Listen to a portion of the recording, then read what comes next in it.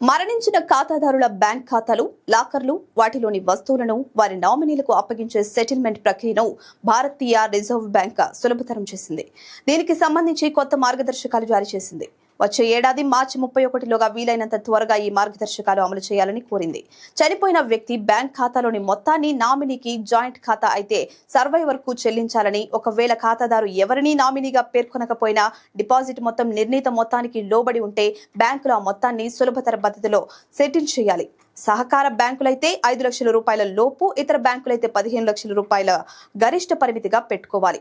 బ్యాంకుల బోర్డులు అనుమతిస్తే ఇంతకు మించిన మొత్తాన్ని కూడా అనుమతించవచ్చు.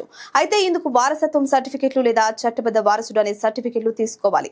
చనిపోయిన ఖాతాదారుల నామినీలు, వారసుల నుంచి క్లెయిమ్ అందిన 15 రోజుల్లోగా సెటిల్మెంట్ పూర్తి చేయాలి.